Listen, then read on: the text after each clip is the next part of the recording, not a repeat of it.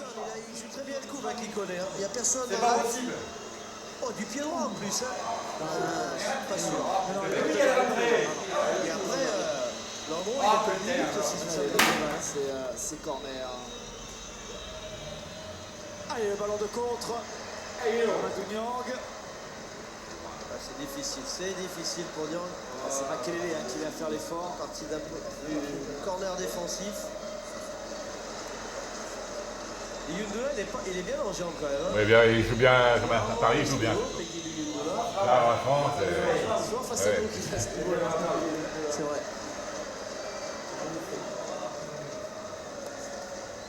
Bon ballon. Allez, Bakary Koné. Mais il n'y a personne. Il fait 20 ans. Personne dans la chaîne. À la religion du tarot de Marseille. La religion du tarot de Marseille n'est pas dogmatique. Le don de la chair par charité. Conséquence, peut-on donner son âme au diable par charité? À ce moment-là, les théologiens me disent vous êtes poète. Je serai seul, bricoleur. Il faut quand même souligner que le tarot de Marseille, là où il est le mieux, c'est dans la franc-maçonnerie. Donc, je veux dire, il y a quand même une très grande distance.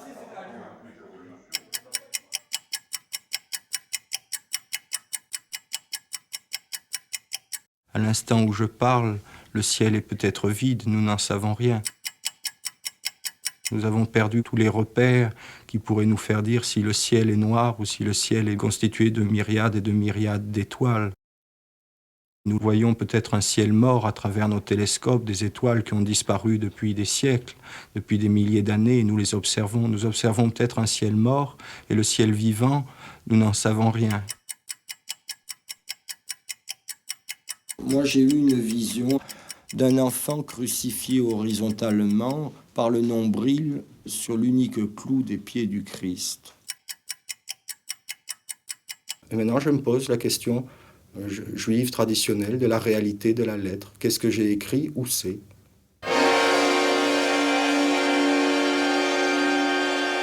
Comme si les lettres étaient un monde en soi, qui, comme les Grecs le pensaient, ni celui des dieux, ni celui des hommes, dont nous serons les médiateurs, peut-être les intercesseurs, en tout cas les amoureux.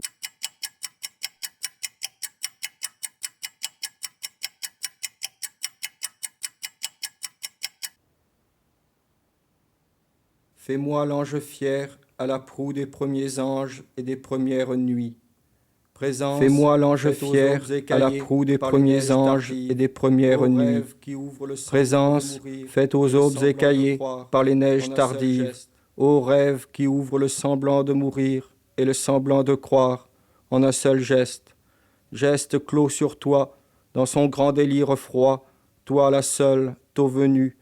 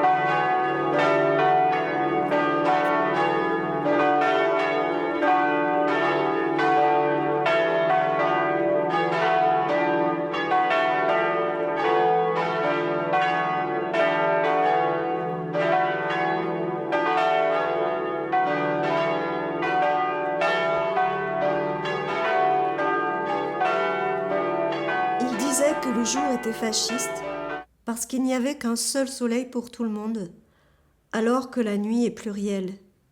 Chacun peut avoir son étoile. Vivre avec Christian, c'était vivre parmi les signes, les chiffres. Il y a un poète, je crois que c'est Michel de Guy qui a écrit « La poésie, comme l'amour, risque tout sur des signes ». Ce qui m'est apparu de lui d'abord, c'est son nom, qui était comme une annonce, en soi, déjà un poème. Et puis, je l'ai rencontré, lui, et sa parole intempestive, logoréique, brillante. Cet homme était pour moi, et je l'ai suivi. Quand je l'ai rencontré, il portait des sous-vêtements féminins, un soutien-gorge bleu nuit et un porte-jartel. Une femme les lui avait offerts et lui, en échange, des attributs masculins. Il ne s'agissait pas de travestissement, mais de porter sur soi l'androgynie de l'ange, les signes sur le corps. S'il avait à faire un choix, là encore, ce choix s'opérait sur des signes. Choix d'un lieu d'habitation, par exemple. Le nom de la rue comptait plus que le confort de la maison. Rue du Dragon, boulevard Notre-Dame, place de l'Archange, le Luberon, le Libéron. Les choses elles-mêmes devenaient signes.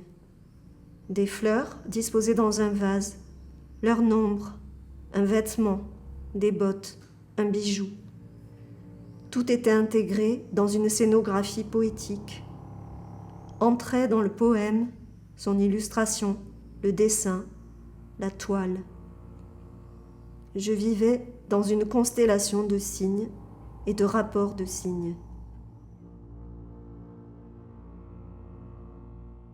Moi, je crois à la réalité des faits. Je me pose la question poétique qui est pour moi la plus importante et que je pense que c'est Rimbaud qui nous en a donné la clé.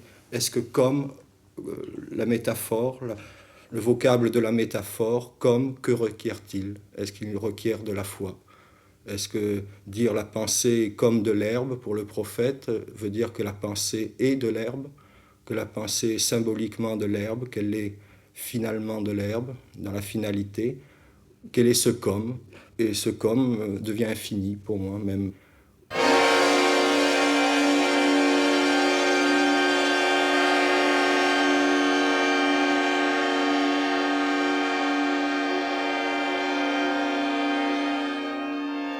Savoir où les mondes communiquent, où sont les portes. Est-ce qu'en Islande, il y a une porte des enfers? Est-ce qu'à Rome, il y a une porte du ciel? Et c'est la question que je venais de dire, que c'est Rimbaud qui m'a ouvert la possibilité de ces communications splendides. Dès le moment où il dit il faut lire à la lettre et dans tous les sens. À ce moment-là, il y a à la lettre une porte de l'enfer en Islande. Il y a à la lettre une porte du paradis, du purgatoire et de l'enfer à Rome. Il y a à Patmos une porte du livre à la lettre, une grotte à la lettre où l'ange est apparu à la lettre à Saint-Jean. À ce moment-là, c'est la question de la lettre, la question juive. Nous attendons que le loup mange de l'herbe avec l'agneau, à la lettre et dans tous les sens. Je mange Rimbaud comme je mange le Christ à la messe. Je me moque pas mal du rapport critique avec son œuvre. Ce qui m'intéresse, ce n'est pas ce qu'a écrit Rimbaud, c'est ce qu'il fait aujourd'hui, en 1977, car je crois à la vie éternelle, à la lettre.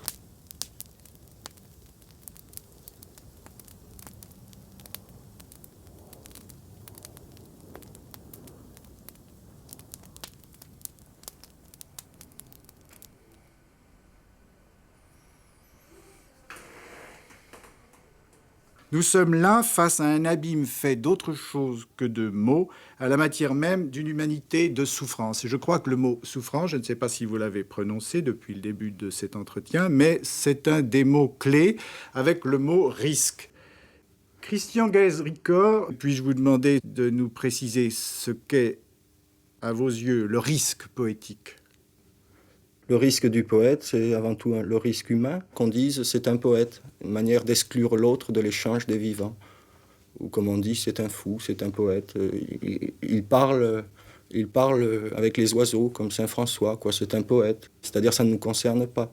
Si nul ne me reconnaît comme pouvant parler, dire quelque chose du monde, être à ce moment-là, par surenchère, je ne suis plus du monde.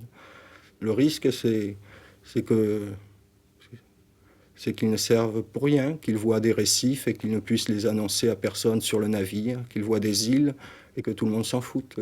C'est ça le risque.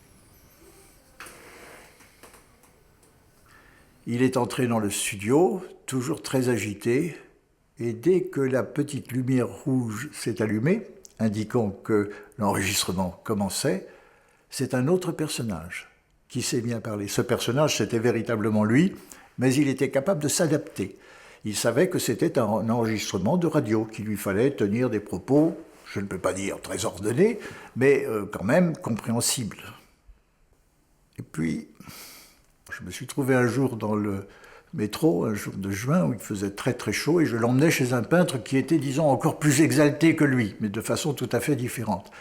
Et nous montons dans ce wagon de métro, il faisait très chaud, il y avait pas mal de monde, 6h30, entre Opéra et Bastille, quelque chose comme ça. Et c'était une après-midi où il avait tenté de convertir au catholicisme l'un des chanoines de Notre-Dame. Et il me racontait ça à haute voix dans le métro, et les gens l'écoutaient.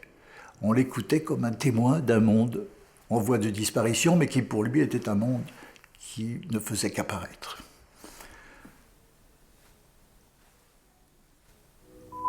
Nous nous excusons d'interrompre cette émission consacrée à l'ange Gabriel. Nous tenons en effet à vous donner lecture d'un message qui nous arrive à l'instant.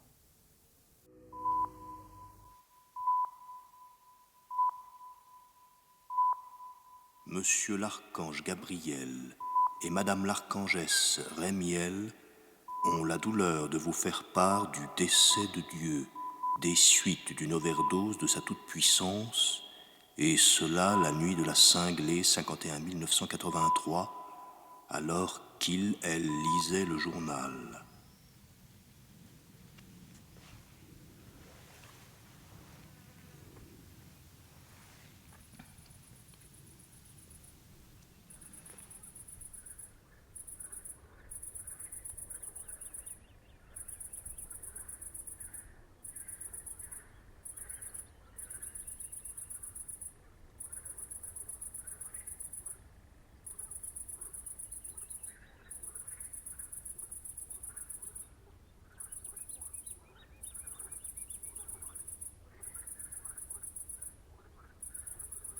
Il est plus facile d'écouter une personne qui dit qu'il a vu la Vierge ou le Christ comme moi, en disant c'est une hallucination, que dire c'est une vision. Parce que dire une vision, c'est être pris dans une question inopportune à notre époque. Évidemment, cet homme est malade. Et quand on a vu la Vierge, on délire. Le prophète Daniel a déliré pendant des années après ses visions, avant qu'il se repente et que Dieu lui en donne le sens. On dit Sainte Thérèse était hystérique, comme si le Christ ne pouvait pas se donner à une hystérique. Il se donne à qui il veut, malade ou bien portant.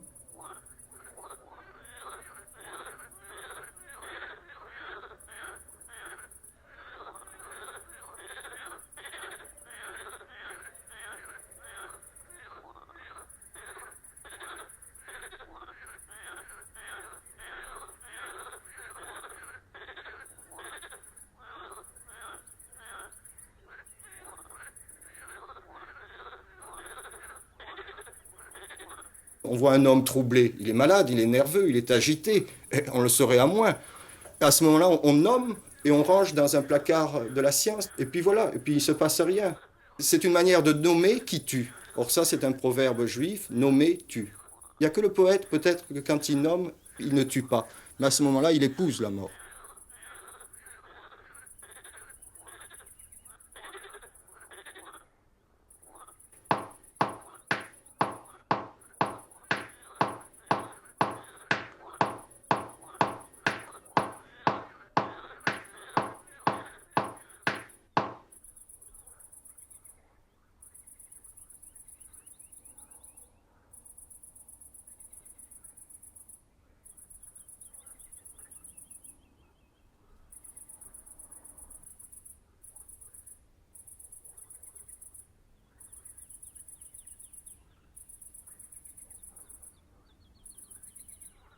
Auparavant, il a la vie et l'éducation d'un jeune bourgeois marseillais du 8e arrondissement. On le veut fier, courageux, chef, bâtisseur, architecte. Il est Christian Guèze. Scolarisation dans une école catholique, expérience de la voile, de l'aviation, tennis, ping-pong, école de commerce, et puis surmenage dû à la préparation de maths sup, doublé d'un chagrin d'amour. Catherine Camus ne lui rend pas son amour et se fiance avec un jeune homme dont le nom de famille est Maison-Dieu. Et c'est la première fracture. Il y aura des hospitalisations, des chambres d'isolement, des électrochocs. Peu à peu, la poésie le requiert tout entier. Fini la voile, l'aviation, le tennis de table.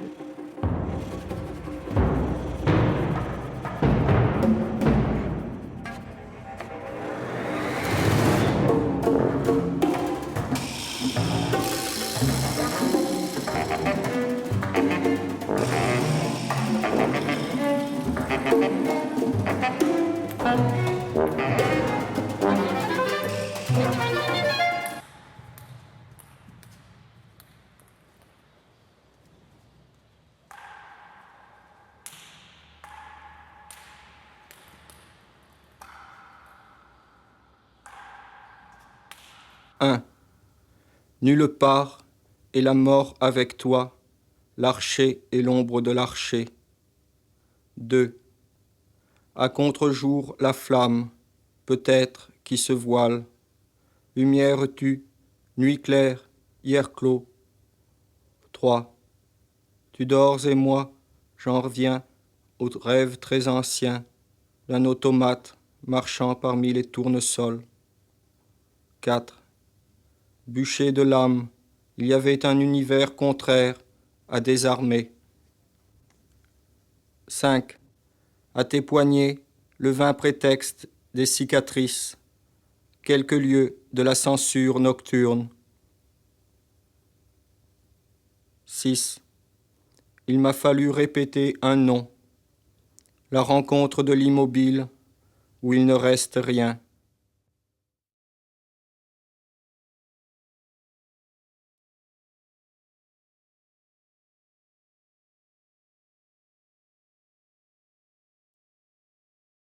La porte de mon bureau s'est ouverte par une de mes secrétaires, un peu terrifiée, sur un homme aux longs cheveux noirs, habillé de noir, avec une grande cape noire sur les épaules et des anneaux d'argent énormes aux mains, aux doigts. Nous étions des hommes qui cherchions la vérité. La vérité. Quel grand mot, quel terrible mot. Là où elle pouvait nidifier dans la vie, certes, mais aussi dans les textes, et très particulièrement dans les textes qui se disaient porteurs de vérité. Nous la cherchions donc en Occident, mais souvent, cette vérité présente en Occident avait ses sources en Orient. Et donc, Christian Gabriel, vivant à Marseille, avait, comme l'avait eu avant lui Gérard de Nerval, comme l'avait eu avant lui Rimbaud, qui est, ne l'oublions pas, mort à Marseille, la tentation de l'Orient.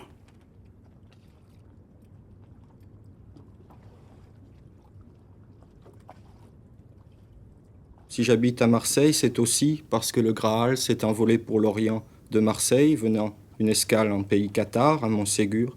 C'est aussi parce que la bibliothèque d'Alexandrie, enfin ce qu'il en restait, s'est échouée dans les premières catacombes françaises qui se trouvent et que vous avez visitées à Marseille. Mon voyage à Patmos était aussi le désir de retrouver une géographie sacrée et intérieure, privée, que chacun peut promouvoir. C'était aussi le désir de tracer une ligne droite entre Marseille, qui veut dire le sel de Mars, puis le sel de Marie, Massilia, la nouvelle Éphèse, et la route d'Éphèse, l'Éphèse orientale, dont Marseille est la face occidentale.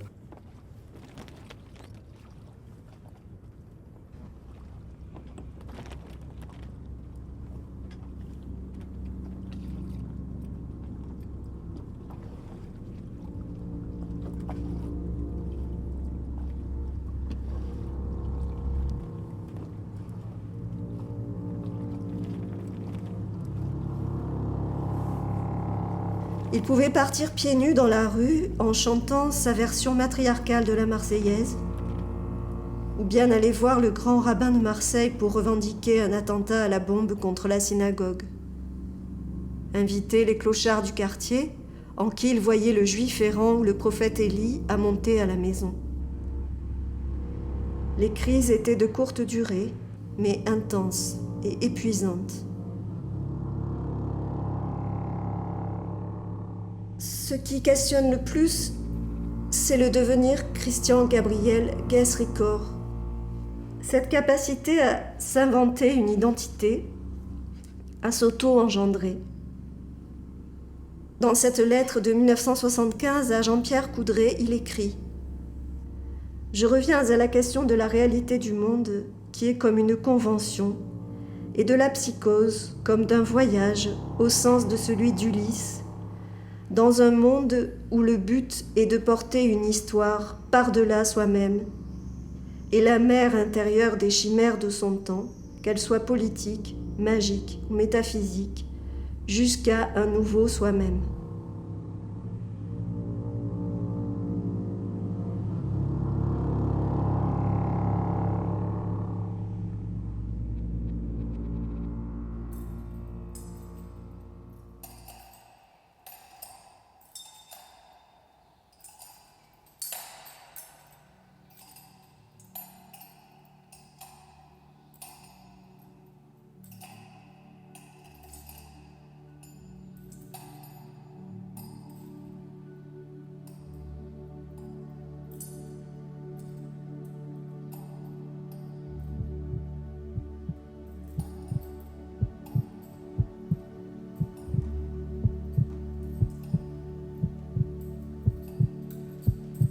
Nous vivons dans un univers à 4 dimensions.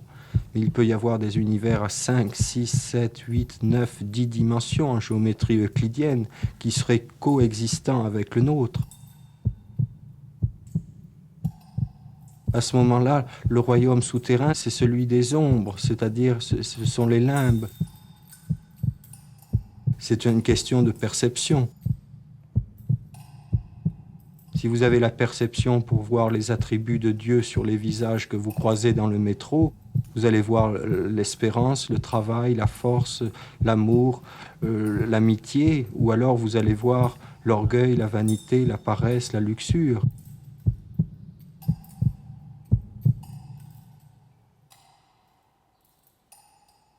Les royaumes cohabitent, ils sont coprésents parmi nous, mais ils se séparent avec la mort. La mort est le lieu de cette séparation, de cette assomption des choses.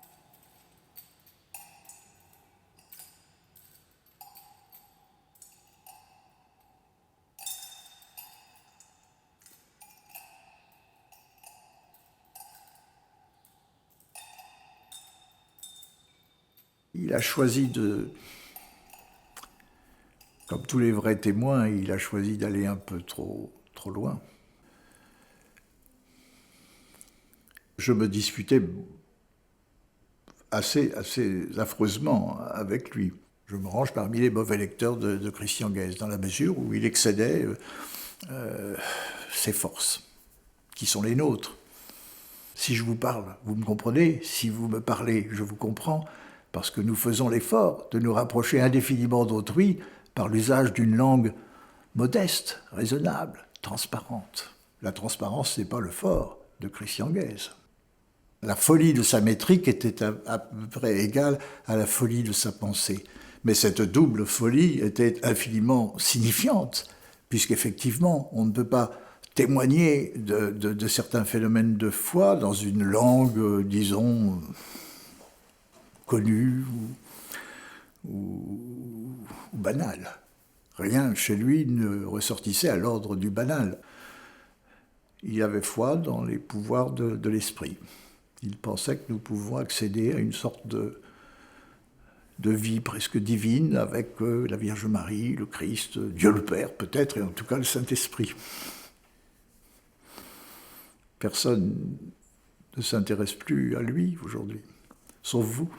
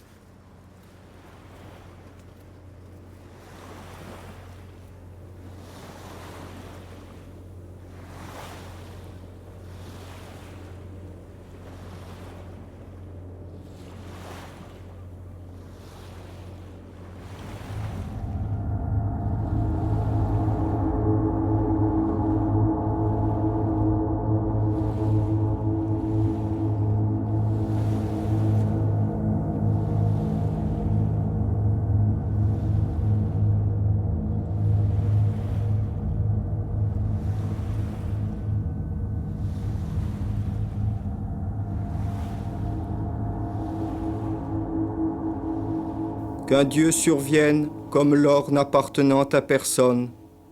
J'aimais mon frère pour la foi de mon frère. Sa foi n'était pas ma foi, mais sa prière est toujours ma prière. Au nom de mon frère, j'épouse la prière. Et notre liberté était dans ce que nous ne savions pas, croire comme créer, fin irréductible.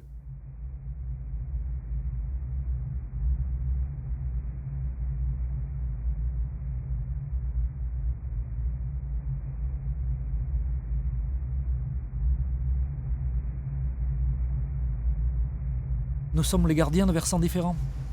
Là où je suis, tu n'as pas besoin de te trouver. Là où tu es, je ne peux pas me trouver. Et c'est parce que tu y tiens que je suis en sécurité sur ce versant-là.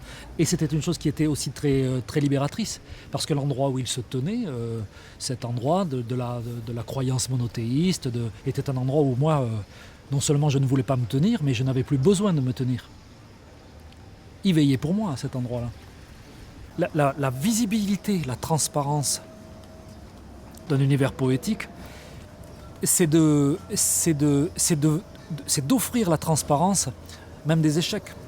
Dans Maison de Dieu, on a l'impression que chez ce jeune poète, il y a des espaces psychiques à conquérir à l'infini devant lui. Et au fur et à mesure que l'œuvre avance, il n'y a plus d'espoir dans le dernier volume, dans les heures à la nuit, il n'y a plus d'espoir. Il n'y a l'espoir plus que d'une sorte de rédemption mystique par la mort, de change avec la mort comme seule issue. Et je ne crois pas, moi, que ce soit l'issue, la seule issue d'une spiritualité. La poésie de Christian est pour moi comme ça, une poésie testamentaire qui fournit un balisage de la conscience. En tout cas, d'un certain nombre de contrées de la conscience, ou de versants. elle m'a, moi, toujours servi de garde-fou. Cette poésie de fou m'a toujours servi de garde-fou. Il y a quelque chose qui est d'une intoxication à la vision aussi. Et quand je dis ça, c'est pas un jugement. Le résultat de cette vision est pour nous une substance qui n'est plus aliénante. Mais lui passe par là. Donc il y a quelque chose de sacrificiel, il y a quelque chose de christique, bien sûr. Bien sûr, c'est un sacrifié. Et cette notion de sacrifice aussi est une notion qui pour moi est répulsive. Je ne pense pas que le sacrifice... je pense que le sacrifice est une illusion. Je dis c'est mon corps. C'est-à-dire les lettres forment l'os. L'os à la lettre. Et la lecture que je peux en faire, qui est variable suivant les moments où je fais, forme le système nerveux pour lequel je suis soigné depuis des années. C'est mon rapport entre le système nerveux et l'os. Donc pour moi, le poème étant écrit, c'est un os. C'est-à-dire que j'écris mon os de la même façon que quand je serai mort, je vivrai dans mon poème et dans mes os, comme je le vis déjà. On appelait ça le double. La question de savoir ce poème, quel est-il? Il est une voix mariée, il est une voix amoureuse. À ce moment-là, il n'est pas solitaire. Il entretient un rapport avec l'autre qui privilégie l'amour. Et même, il s'adresse qu'à une seule femme. C'est peut-être l'âme en son miroir, miroir d'autres femmes bien réelles, vécues, présence réelle. C'est peut-être aussi le mythe de la déesse blanche, du culte de la mer.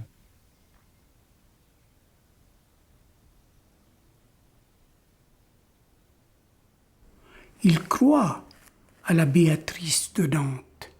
Il croit à la Vierge physiquement. Il croit à Aurélia de Nerval. Et pour lui, on a dit, un autre poète a dit, que la femme était l'avenir de l'homme.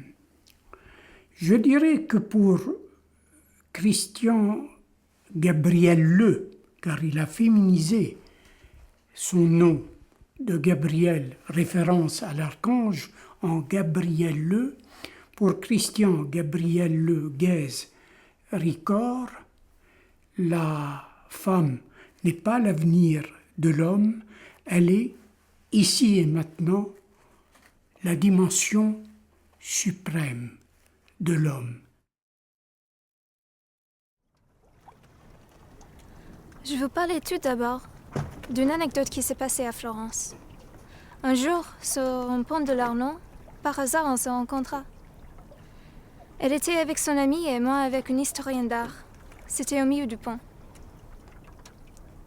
Elle se retourne et nous aperçoit et vient vers nous sur le pont. On discute et je suggère de passer par le quai où Dante a rencontré Béatrice. À ce moment-là, avant de terminer de franchir le pont et de passer sur le quai où, traditionnellement, on dit que Dante a rencontré Béatrice pour la première fois, je décide de me taire et d'écouter dans les paroles ce que j'avais lu quelques jours plus tôt, à propos de Saint Ignace de Loyola, ce que Saint Ignace appelle la marque de l'esprit, où, à force de parler, de dialoguer, il se trouve une phrase qui justement ne vient pas du conscient. Et je décide de me taire et d'écouter les paroles, en attendant qu'une parole me révèle l'emplacement exact où Dante a rencontré Béatrice. Donc, je fais ce petit calcul. Je n'y avais pas pensé avant que j'allais faire ça. Il me vient cette intuition simplement en voyant cette femme et en commençant à marcher avec elle. Et je ne dis plus un mot. Il se passe la chose suivante. C'est qu'à un moment donné, près d'une lampadaire, cette femme dit quelque chose qui a valeur de lu. Par exemple, « est ici », etc. Je ne me rappelle plus la phrase exacte.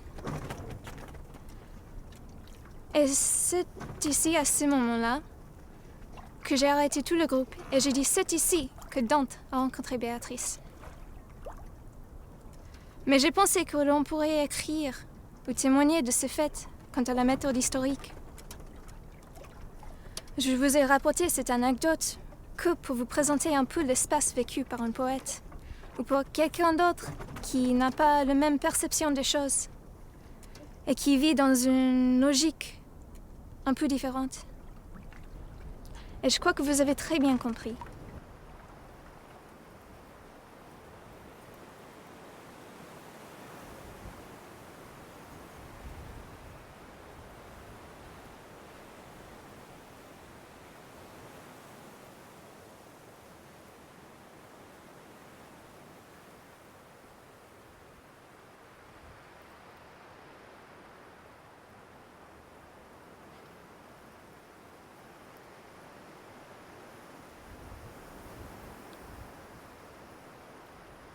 En liberté, il vous est dit. Les œuvres de vos mains, qui les rachètera? Les pierres de vos maisons, qui les relèvera? Ce que vos pères ont bâti, ce qu'ils ont façonné, paysages des cités, qui les redonnera à la vie? Ce qu'ils auraient aimé construire, ce qu'ils souhaitaient, qui? Voyez le souffle de Yahweh. De ce que vous avez aimé demeure la couronne, elle repose dans le feu, jusqu'à ce que paraisse l'épouse. Il vous rachètera avec vos œuvres, parce qu'il s'est souvenu de son humble servante. Il rachètera au feu ce qui fut et ce qui ne fut pas. Et votre gloire sera aussi de vous reconnaître dans vos propres œuvres, car vous aviez oublié la gloire de Yahweh. Tout ce que vous faites, c'est lui qui le fait et défait, car seul Yahweh construit et déconstruit, qui est créateur à côté de Yahweh.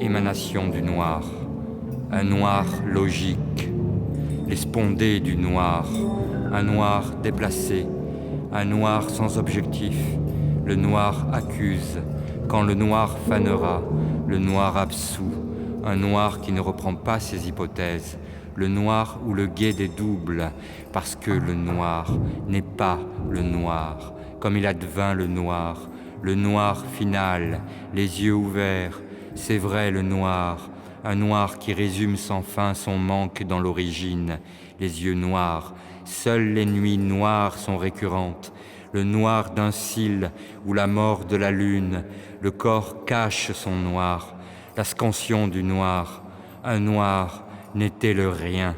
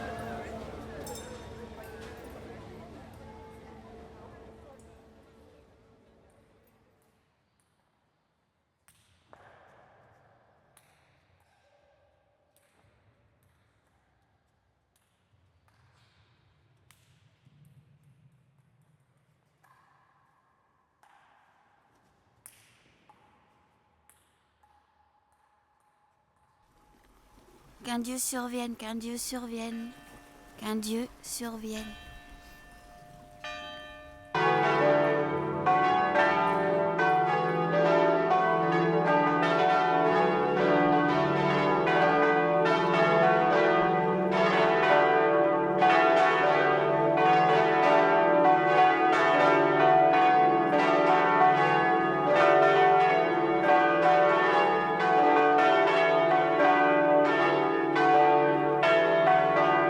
Sûrement je l'aime encore, mais je ne peux plus tout le temps. Alors, en 1986, nous décidons de vivre chacun séparément. Je reste boulevard Notre-Dame et lui va vivre rue Jules Moulet, à 2 pas.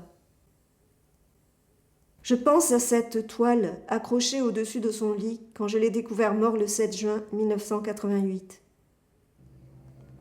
Grand espace blanc sur lequel s'ouvre une porte en forme de serrure. Ernst Bloch, dans Traces, écrit à propos de ces peintures chinoises dans lesquelles le peintre qui va mourir s'est représenté. Il dit au revoir à ses amis et disparaît dans la toile. C'est une belle sortie, m'a-t-on dit. À l'époque, je n'en étais pas persuadée. Aujourd'hui que je suis apaisée, j'aurais tendance à penser cela. C'était une belle sortie. Il avait rejoint la Reine de la Nuit.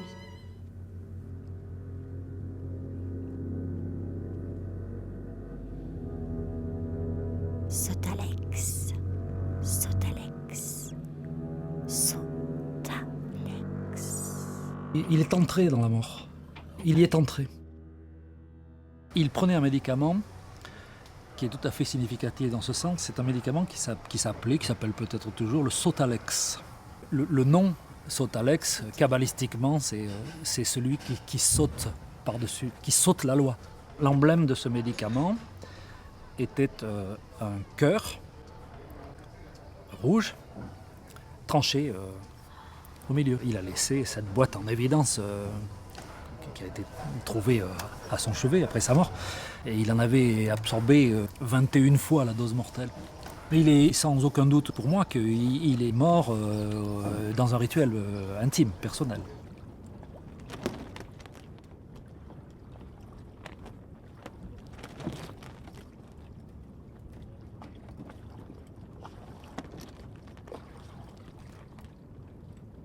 Je l'ai revu à Patmos. C'était physiquement son double, enfin, qui était un mendiant un dimanche à la sortie de l'église orthodoxe. J'étais avec la mère de ma fille. Je lui ai dit, je lui regarde, en plaisantant, je lui dis, regarde, il y a Christian à l'entrée de l'église. Et on s'éloigne, on retourne vers le port.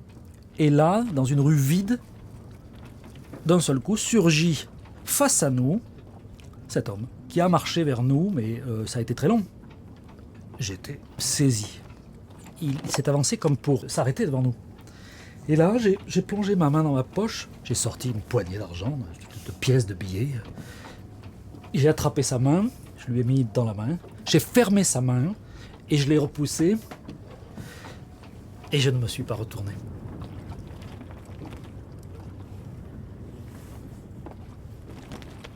Qu'un Dieu survienne, qu'un Dieu survienne, qu'un Dieu survienne. Qu'un Dieu survienne comme l'or n'appartenant à personne. J'aimais mon frère pour la foi de mon frère. Sa foi n'était pas ma foi, mais sa prière est toujours ma prière. Mais sa prière est toujours ma prière.